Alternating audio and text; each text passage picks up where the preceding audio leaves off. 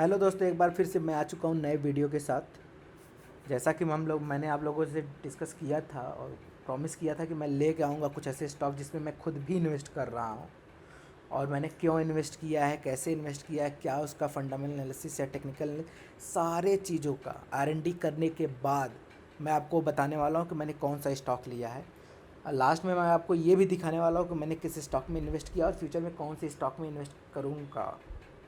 तो दोस्तों, video start करने से पहले मैं चाहता हूँ कि जिन्होंने चैनल सब्सक्राइब नहीं किया प्लीज़ सब्सक्राइब कर लें, और सपोर्ट ऐसे ही दोस्तों करते रहें और लोगों के साथ शेयर करें, और लोगों को भी आइडिया मिले कि कैसे हमसे किसी चीज़ को कैसे एनालाइज कर सकते हैं।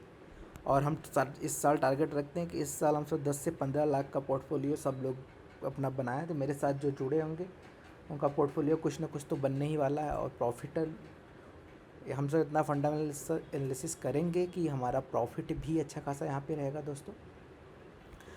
बट मैं चाहता हूँ कि मैं तो R&D कर चुका हूँ, रिसर्च कर चुका हूँ उस पर, बट आप लोग भी स्टॉक करने से पहले एक बार चाहे तो अच्छे से देख के अपने हिसाब से स्टॉक चूज करें, क्योंकि मैंने बहुत सारे स्टॉक मैं बताऊँगा आपको, तो उसमें से आप कोई भी चूज करके उस पर एनालिसिस करके आप शेयर कर सकते हैं अपने हिसाब से। तो दोस्तों, हम सब चलते हैं, वीडियो में बढ़ते हैं आगे और हमसे डिस्कस करते हैं कि ऑटो एंसिलरीज, ऑटो सेक्टर तो आपने सुना है, ऑटो एंसिलरीज मतलब क्या होता है। तो हम पहले डिस्कस करेंगे कि ये है क्या, ऑटो एंसिलरीज है क्या। तो ऑटो एंसिलरीज वो चीज़ है दोस्तों जो ऑटो प्रोडक्शन ऑफ ऑटोमोबाइल में, जो उसके प्रोडक्शन में जो कार ये सब बाइक जो बन रहे हैं उसमें बहुत सारे पार्ट यूज होते रहते हैं, जो बहुत सारे वो पार्ट सिस्टम ये सब यूज हो रहे हैं कंपोनेंट उसमें, उसको ही कहते हैं ऑटो एंसिलरी। ये होता है, इसमें आता है, जैसे एग्जांपल के तौर पे मैंने यहाँ पे दिया है कि आपका स्प्रिंग हो गया, इंजन कंपोनेंट हो गया, सस्पेंशन हो गया, शॉक्स एब्जॉर्बर हो गया, गियर हो गया, हेडलाइट हो गया, axle, battery, piston, brake, bearing, wheel, chassis, tyre, light, जितना कंपोनेंट हम इसमें यूज कर सकते हैं सब आते हैं। लेकिन हम सब उसमें से कुछ ही सेक्टर उठाने वाले हैं, क्योंकि एक बार में सारा सेक्टर चूज कर पाना टफ है। तो हम सब कुछ कुछ उठाएंगे, उसमें से टॉप स्टॉक्स उठाएंगे कुछ थोड़े से, और उसमें से हम दिखाएंगे कि मैंने किस में इन्वेस्ट किया है, क्यों किया है, ऐसा क्या है रीज़न कि मैंने इन्वेस्ट किया। तो उसके बाद आप भी अपने हिसाब से एनालिसिस करके इन्वेस्टमेंट कर सकते हैं और अपना पोर्टफोलियो बढ़ा सकते हैं। तो दोस्तों, जो जुड़े नहीं हो जुड़ जाएं। मैं लास्ट में ये भी दिखाने वाला हूँ कि कौन से सेक्टर में, कौन से स्टॉक्स में मैंने इन्वेस्टमेंट किया है और फ्यूचर में कौन से स्टॉक में इन्वेस्टमेंट करूँगा। सेकेंड चीज़ होता है दोस्त, why should we invest in auto ancillary sector, इस सेक्टर में हमें क्यों इन्वेस्ट करना चाहिए, क्या रीज़न है। तो यहाँ पे आप देख सकते हैं दोस्तों, India's automotive sector contribute approximately 50% of the manufacturing GDP। 50% दोस्तों, 1-2% नहीं, 50%। And 26% of the industry GDP।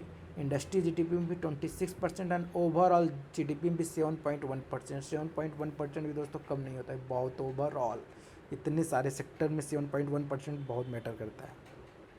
अगर हम बात करें, the country automobile sector rank third globally and offer and involving environment for investors. तो दोस्तों, इसलिए हमें इन्वेस्टमेंट करना चाहिए। और हम देख रहे हैं कि ऑटो सेक्टर किस स्पीड में बढ़ते जा रहा है, कि आज हम सोच रहे हैं कि ये ये प्राइस इंक्रीज हो गया है क्या, नहीं ये कम होने दे, लेकिन वो कोई चीज़ नीचे नहीं आ रहा है, वो ऊपर ही जाते जा रहा है, और हमें लग रहा है कि अरे ये तो स्टॉक हमसे छूट गया। तो वैसे बहुत सारे स्टॉक्स हैं, वैसे लगता है कि अरे काश ले लिए होते। तो हम पहले ही रिसर्च कर ले रहे हैं कि कौन से बड़े हुए हैं और कितना वो क्या और इंक्रीज होने वाले हैं। और ये जैसा कि मैंने आपको यहाँ पे दिखा दिया है ये चीज़ कि what is the future of auto series India. तो इसमें आप सब देख सकते हैं कि इसका मार्केट देखिए, predicted to worth in INR, ये नंबर देखिए दोस्तों, 9359.32 बिलियन बाई इस फाइनेंशियल ईयर में 2028 तक दोस्तों, इतना 9359 बिलियन, समझ रहे हैं ना। और ये कंपाउंड एनुअल ग्रोथ रेट 14.74%, 14.74%, बस 24 से 28 के बीच में। तो ये सब आप समझ सकते हैं इससे, इसका ग्रोथ रेट। और ये सेक्टर है दोस्तों, इसलिए हमें इन्वेस्ट करना चाहिए। तो हम लेके चलते हैं कि हमने कौन कौन सा स्टॉक आज चूज किया है और क्या क्या उसके फंडामेंटल एनालिसिस हम सब करेंगे कि क्या क्या है उसके, सेल्स ग्रोथ क्या है उसका, क्वार्टरली क्वार्टरली उसका नेट ग्रोथ क्या है, इस एक एक चीज़, एक एक पॉइंट, पी रेशियो क्या है, आरओई क्या है, आरओसी क्या है, कंपनी का मतलब कह सकते हैं, एक तो हम तो मार्केट कैप जानते हैं, फिर एक एंटरप्राइज वैल्यू होता है, कंपनी का एंटरप्राइज वैल्यू क्या है, कंपनी को डेप्ट कितना है, कंपनी का ग्रोथ रेट कैसा रहा, तो हम सब एक एक चीज़ डिस्कस करने वाले हैं। तो दोस्तों चलते हैं हम और ये दिखाते हैं आपको। ये देखिए ऑटो से स्टॉक एनालिसिस जो मैंने यहाँ पे किया है, स्टॉक देखिए सकते हैं आप सब। मैंने संवर्धन मदरसन लिया है, उनो मिंडा लिमिटेड लिया हुआ है, एक साइड इंडस्ट्री लिया हुआ है, अमर राजा एनर्जी एंड मोबिलिटी लिमिटेड लिया है, एचबीएल पावर सिस्टम। मैंने 5 स्टॉक चूज किए हैं दोस्तों, और जिसमें से अभी तक ऑलरेडी मैंने इन 2 स्टॉक्स में मैं ऑलरेडी इन्वेस्ट हूँ। 2 स्टॉक्स में मैं जो आपको लास्ट में दिखाने वाला हूँ कि मैं किन 2 स्टॉक्स में ऑलरेडी इन्वेस्ट कर चुका हूँ और किस में इन्वेस्ट करने की सोच रहा हूँ। तो जैसा कि यहाँ पे आप सब दोस्तों देख सकते हैं कि संवर्धन मदरसन का करेंट प्राइस 175 चल रहा है और इसका मार्केट कैप आप देख सकते हैं 1,18,330 है। डेप्ट कंपनी पे इतना है और इसका इंटरप्राइज वैल्यू होता है कि जब आप कंपनी को ख़रीदने जाएंगे, एक तो मार्केट कैप हो गया कि कितने शेयर, कितने मतलब उसके शेयर हैं और उसके प्राइस क्या है, इंटू करने में मार्केट कैप मिल जाता है। लेकिन इंटरप्राइज वैल्यू होता है कि उस कंपनी के पास डेप्ट, उस कंपनी पे डेप्ट कितना है, मतलब डेप्ट मीन्स कर्जा कितना है उसके ऊपर, और उसके पास कितने कैश हैं, सब मिला के फिर वो होता है इंटरप्राइज वैल्यू, कि आपको इतने में ही कंपनी मिल जाएगी। वो कंपनी की वैल्यू एग्जैक्ट वही है। तो हम सब दोस्तों एक एक चीज़ डिस्कस करेंगे। इसका आप देख सकते हैं पी रेशियो, इसका हाई लो देख सकते हैं 176.81, क्योंकि एक एक पॉइंट हम सब दोस्तों डिस्कस नहीं कर सकते कि पी क्या है, आरओसी क्या है, आरओई क्या है। वो मैं आपको एक नेक्स्ट वीडियो उसके लिए बना दूंगा कि ये सब क्या होते हैं, जिससे आप समझ पाएंगे। बट हम डायरेक्टली डिस्कस कर रहे हैं मेन मेन पॉइंट पे। देखिए इसका नेट प्रॉफिट लेटेस्ट क्वार्टर में क्या था दोस्तों, 144, मतलब 1444 CR, मतलब करोड़ रुपए, ये रुपीज़ में ही है, इतना था। और इसका year of year profit growth था 634.60% दोस्तों, इतना जा रहा है। और इसका सेल्स ग्रोथ दे सकते हैं 20.17%, और सेल्स लेटेस्ट क्वार्टर, मतलब इस ईयर ऑफ ईयर जो ये सेल्स लेटेस्ट क्वार्टर में है आपका 27,058 करोड़ का सेल्स है, और ये ग्रोथ हुआ है 20.17% से। और बट ये प्रॉफिट ग्रोथ दिख रहा है ना 634.60 दोस्तों, ये आप देख सकते हैं। और इसका हाई लो आप देख रहे हैं 176 है हाई और 81 है इसका लो। और बुक वैल्यू इसका है दोस्तों 838.6। मैं ये चीज़ें बाद में डिस्कस करूँगा कि बुक वैल्यू क्या है, फेस वैल्यू क्या होते हैं, पी क्या है, आरओसी क्या है, आरओई क्या है, उसके लिए मैं डिस्कस करूँगा, या इजीली आप देख सकते हैं कहीं पे, बहुत जगह अवेलेबल है ऐसे वीडियो। बट इसके लिए भी मैं एक वीडियो ज़रूर बनाऊँगा, आप सब कमेंट करिएगा दोस्तों। और जैसे उनो मिंडा देखते हैं दोस्तों हम सब, इसका देख सकते हैं करंट प्राइस 1043 है। मैंने प्रयास किया है दोस्त कि 2000 के अंदर के जो स्टॉक है, मतलब 1500 के नीचे को, उनको ही लेने का ट्राई किया है, क्योंकि कुछ अच्छे स्टॉक ऐसे भी थे जो 2000 के ऊपर भी थे, मैं उसकी भी चर्चा करूँगा। ये देखिए उनो मिंडा में आप सब देख सकते हैं कि 1043, 1043 इसका करंट प्राइस चल रहा है, और इसका मार्केट कैप है 59,871, 59,871 रुपये दोस्तों, करोड़ है ये ध्यान दीजिए, करोड़ है। एक CR में मैंने यहाँ पहले एक्सप्लेन कर दिया है। और डेप्ट दे सकते हैं 1706 करोड़ का है। और इसका क्या है, इसे प्रमोटर होल्डिंग दोस्तों ये देखना बहुत ज़रूरी है, क्योंकि जिसमें प्रमोटर होल्डिंग अच्छा नहीं है तो स्टॉक को लेने का कोई मतलब नहीं। अगर हम संवर्धन मदरसन की बात करें तो इसमें प्रमोटर होल्डिंग है 60, अगर 50+ है तो अच्छा माना जाता है। यह company has been maintaining a healthy dividend pay out 27.2%। But दोस्तों एक चीज़ इसमें देखा गया है कि प्रमोटर होल्डिंग इसमें डिक्रीज हुआ है लेटेस्ट क्वार्टर में 4.43%, और स्टॉक्स जो ट्रेड कर रहा है 4.52 टाइम इट्स बुक वैल्यू से। और मैं बाद में बताऊंगा आपको कि बुक वैल्यू क्या होता है और करंट प्राइस जो चल रहा है उसमें क्या डिफरेंस है। और company has low return on equity of 8.5% over last 3 year, debtor way have the increase from. तो ये कुछ रिसर्च से मुझे मिला, एग्जैक्ट नहीं है दोस्तों, ये प्रॉज कौन सा आपको जो दिख रहा है वो एग्जैक्ट नहीं है, ये मैं सोचे एकदम एग्जैक्ट है, तो ये कुछ मेरे रिसर्च से मैंने पाया है। बट वहाँ भी था कि ये थोड़े बहुत चेंज हो सकते हैं, क्योंकि एग्जैक्ट ये चीज़ नहीं लगे। अगर हम बात करें ओनोम इंडिया का, तो यहाँ पे देख सकते हैं company has delivered good profit growth 24.8% CAGR over last 5 year. Company median sales growth is 10 year से देख रहे हैं ना दोस्तों 30.4% है, 24.8% है इसका गुड प्रॉफिट ग्रोथ है दोस्तों 24.8%।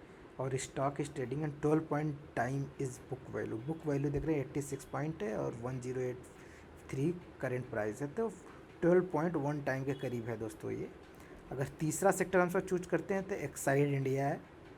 जैसा कि आप सब देख सकते हैं कि इसका P ratio 52 point, R O C, R O E, book value, और इसका करेंट प्राइस दोस्तों चल रहा है 542 और मार्केट कैप है दोस्तों 46,091.25 लाख करोड़ का है इसका मार्केट कैप।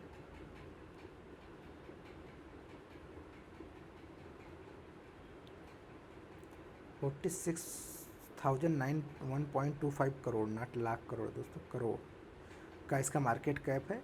और ये डेप्ट इस पे दिख रहा है आपको 1123 करोड़ का है। इसका प्रमोटर होल्डिंग दोस्तों 46% है। और इसका देख सकते हैं आप इंटरप्राइज वैल्यू 46,884 है। यहाँ पे आप देख सकते हैं ये है 46,009 मार्केट कैप, बट डेप्ट इतना है, मतलब इसके पास कैश भी कुछ होगा। ये माइनस ये प्लस डेप्ट माइनस कैश करने के बाद ये मार्केट कैप, मतलब ये इंटरप्राइज वैल्यू हो जाता है। एक चीज़ मैं आपको बता देता हूँ कि इंटरप्राइज वैल्यू कैसे निकालते हैं। कंपनी के पास क्या कैश है और प्लस और ये दोनों मार्केट कैप प्लस डेप्ट जोड़ देंगे, क्या कैश है माइनस कर देंगे, तो ये हमें मिल जा रहा है enterprise value. Year of year growth इसका आप देख सकते हैं। नेट प्रॉफिट लेटेस्ट क्वार्टर में हुआ है 185.7 करोड़ और year of year quarter profit growth है 2.56 का। क्वार्टर सेल्स ग्रोथ है 30.49% का। सेल्स लेटेस्ट दोस्तों आपको लग रहा होगा कि कुछ कुछ चीज़ें तो ग्रोथ है ये सब कम दिख रहे हैं इसके, बट इसका प्राइस बढ़ते जा रहा है, 542 तक पहुंच चुका है। तो इसका क्या है कि दोस्तों ये बैटरी में मतलब कर सकते हैं कि बैटरी इंडस्ट्री में अच्छा खासा इसका परसेंटेज है इंडिया में। अराउंड ये कह सकते हैं कि 47-50% के करीब यही है अकेले। मतलब एक तो एक्साइड इंडस्ट्री हो गया और सेकेंड अमर राजा, ये दोनों अच्छा खासा, मतलब इनका अगर एज्यूम करेंगे तो 100% में से अगर इंडिया में अराउंड 70-80% तो इन्हीं का है मार्केट, उसके बाद ही कोई बैटरी कंपनी आती है। तो ये दोस्तों अगर हम बात करते हैं इसका, तो इसका कंपनी इज़ द ऑलमोस्ट डेप्ट free and stock is trading 3.5। तो वही है ना, अच्छे स्टॉक्स अपने बुक वैल्यू से हमेशा 3, 4, 5, 10, 15, 20 गुना भी आगे रहते हैं, क्योंकि लोग उसका डिमांड थोड़ा ज़्यादा रहता है तो लोग उसको लेते हैं, क्योंकि लोगों को बिलीव रहता है कि फ्यूचर में अच्छा खासा हमें रिटर्न देगा। अगर हम चौथा स्टॉक बात करें अमर राजा एनर्जी का, तो इसमें देख सकते हैं आप इसका करेंट प्राइस 1339। ये तो आप देख सकते हैं कि आपने देखा होगा कि ये तो आराम 3, 4, 5, 10 दिन में ही बहुत ज़्यादा ग्रोथ किया है। ये बीजेपी के आते ही, एनडीए सरकार के आते ही ये अच्छा खासा ग्रोथ किया है।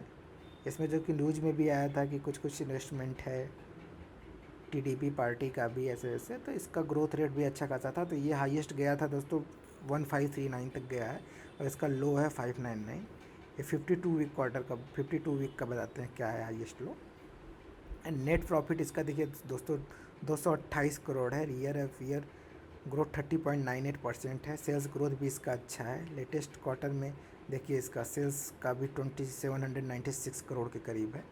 तो आप ये देख सकते हैं कि इसका भी मतलब कंपनी अच्छा कर रहा है। सरकार आए जाए क्या रहता है वो नहीं, लेकिन जो कंपनी अच्छा कर रहे हैं उनका ग्रोथ होता ही रहेगा। और इसका मार्केट कैप आप दे सकते हैं 24,508 करोड़ के करीब है और 153 करोड़ का डेप्ट है और 32.1 प्रमोटर होल्डर है इसमें। और इसका देख सकते हैं 24.556, ये है आपका इंटरप्राइज वैल्यू कंपनी का। और ये देखते हैं कंपनी इज ऑलमोस्ट डेप्ट फ्री। ये चीज़ भी देखने लायक होता है कि किस कंपनी के ऊपर कितना कम डेप्ट है। जितना कम कर्जा रहेगा कंपनी उतने अच्छे से काम कर पाती है। ये भी देखने लायक चीज़ होता है इसमें। लेकिन वो भी ये मैटर करता है कि कैसी कंपनी है, क्योंकि बहुत सारी कंपनियाँ तो कर्ज लेके भी अच्छा काम करती हैं, फिर वो रिटर्न अच्छा देती रहती हैं। और फिफ्थ कंपनी है हमारा दोस्त HBL पावर। ये हमारी लास्ट कंपनी है। कंपनी तो बहुत सारी थी लेकिन बट मैंने एक प्राइस सब बेसिस पे निकाला है 5 कंपनियों को, जिसका प्राइस देखिए इसमें 477.7 चल रहा है। पी देख रहे हैं इसका 44 है। ROC 34.42% है। ROE 27.7, बुक वैल्यू 44 है। बुक वैल्यू से दोस्तों 10.8 टाइम ये चल रहा है अराउंड। और ये हाई लो देख सकते हैं 612 एंड 143। 612 का हाई बना था, 143 का लो बना था। इस साल इस क्वार्टर इस साल देख सकते हैं इसका लेटेस्ट मतलब क्या है 81.21 करोड़ का प्रॉफिट है। सेल्स ग्रोथ देख सकते हैं 174.77% का है दोस्तों। Year of year sales growth 51.53 है। एंड सेल्स लेटेस्ट क्वार्टर, ये सेल्स नहीं सॉरी दोस्तों 174.7 ये प्रॉफिट ग्रोथ है उसका, सेल्स ग्रोथ है 51.53। ऑन सेल्स लेटेस्ट क्वार्टर इसने किया है 610 करोड़ का। ये दोस्तों मैंने 5 स्टॉक आपको दिखा दिया है, जिन 5 स्टॉक में मैंने इन्वेस्ट किया है। जैसा कि आपको मैं कुछ कुछ ग्राफ भी दिखा सकता हूँ, जैसे मदरसन का आप ग्राफ देख सकते हैं, HBL पावर सिस्टम का यहाँ पे उसका देख सकते हैं कि क्या है positive for this company. And Exide industry को देख सकते हैं, इसका भी है। बहुत सारी चीज़ें आप सब एनालिसिस कर सकते हैं दोस्तों एक्साइड इंडस्ट्री। तो आपको खुद भी आप एनालिसिस करके देख लें कौन सा अच्छा आपको लग रहा है। जो स्टॉक आपको अच्छा लग रहा है उस स्टॉक पे हम सब आप इन्वेस्ट कर सकते हैं दोस्तों, ठीक है। तो जैसा कि मैंने 5 स्टॉक बता दिया, और जैसा कि मैंने आपसे प्रॉमिस किया था कि मैं दिखाने वाला हूँ कि किन 2 स्टॉक में मैंने ऑलरेडी इन्वेस्ट कर चुका हूँ और कौन सा एक स्टॉक मैं अभी इन्वेस्ट करने की सोच रहा हूँ। तो मैं आपको, चलिए दोस्तों वीडियो लंबा होते जा रहा है तो मैं आपको दिखाता हूँ, और जो कुछ पॉइंट बचे होंगे मैं नेक्स्ट वीडियो में डिस्कस करूँगा। बट ऑलरेडी मैंने कौन सा स्टॉक लिया है, कौन सा लेने का सोच रहा हूँ, मैं आपको ये फाइनली रिवील करने जा रहा हूँ। तो दोस्तों आ जाइए, देख सकते हैं कि मैंने जैसा कि ये स्टॉक लिया है दोस्तों, माई इन्वेस्टमेंट है एक्साइड इंडिया में, और ये 101 क्वांटिटी मैंने इसका लिया है। HBL पावर का 22 क्वांटिटी लिया है, जबकि मैं HBL पावर का भी अभी और एवरेज करने के लिए इंक्रीज कर सकता हूँ अगर ये थोड़ा 470 के नीचे आता है तो। और दोस्तों मैं जो थर्ड स्टॉक लेने वाला हूँ, वो मेरा है ये दोस्तों संवर्धन मदरसा इंटरनेशनल। ये थोड़ा 175 चल रहा है, अगर ये 170 के नीचे आता है तो मैं इसमें बाई करने की सोचूंगा। जैसा कि आप सब चार्ट देख रहे हैं किस रेस मतलब किस स्पीड से ग्रोथ हुआ है ये। अगर हम सब देखते हैं कि ये अप्रैल मार्च में 15 मार्च को ये 106 था और आज बढ़ के इंक्रीज होके चला गया है 174 के करीब। तो ये थोड़ा सा अगर नीचे आता है तो लेते हैं, नहीं तो इसका फंडामेंटल देख के हम वैसे भी इसको बाई कर सकते हैं। तो अगर मैं खरीदूँगा तो उस दिन मैं एक वीडियो बना के आपको बताऊंगा कि मैंने ले लिया या नहीं है स्टॉक। और दोस्तों ये तो मैंने डिस्कस कर लिया ये 5 स्टॉक्स, बट इसमें 1-2 स्टॉक मुझे और अच्छे दिखे थे, लेकिन प्राइस बहुत ज़्यादा हाई थे। तो मैं देखिए मैं इसको भी आपको रिवील दिखाता हूँ। देखिए 2 स्टॉक और अच्छे थे यहाँ पे, बोस लिमिटेड था, और ये देखिए एंड्योरेंस टेक्नोलॉजी लिमिटेड। बट इसका करेंट प्राइस देखिए दोस्तों 32,327.8। तो इसलिए मुझे लगा कि कुछ ज़्यादा ही महंगा पड़ जाएगा ये स्टॉक। और ये देखिए 2,694, नहीं तो मार्केट कैप इसका देख सकते हैं बोस का कि 95,346 करोड़ का है, और इसका 37,896 करोड़ का है। और इसका प्रोमोटर होल्डिंग दे सकते हैं 70.5 और इसका 75 है। और यहाँ पे आप प्रोज कॉन्स भी देख सकते हैं इनका है। अच्छा ये कंपनी का प्रॉफिट ग्रोथ भी हम सब देख सकते हैं। नेट प्रॉफिट लेटेस्ट क्वार्टर में ये था 564.5 करोड़ और ग्रोथ था 41.48 का। Year of year sales growth था दोस्तों 4.18 का, और सेल्स ये तो इनका ये सब भी फंडामेंटल ये सब भी अच्छे थे। बट मैं भी ये 5 स्टॉक मैं खुद चूज कर रहा हूँ, तो मैं इसलिए आप लोगों को दोस्तों ये बता रहा हूँ। और ये मैं इसमें ऑलरेडी मैं इन्वेस्टमेंट अपना दिखा ही दिया कि मैं इन 2 में ऑलरेडी इन्वेस्टमेंट कर चुका हूँ।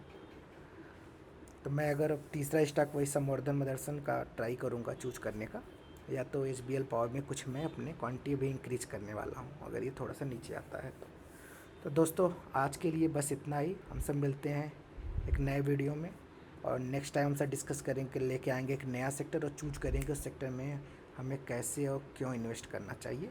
और जो मैं स्टॉक लूँगा वही आपको बताने वाला हूँ दोस्तों। तो आज के लिए दोस्तों बस इतना ही, मिलते हैं नेक्स्ट वीडियो में। जय हिंद, जय भारत।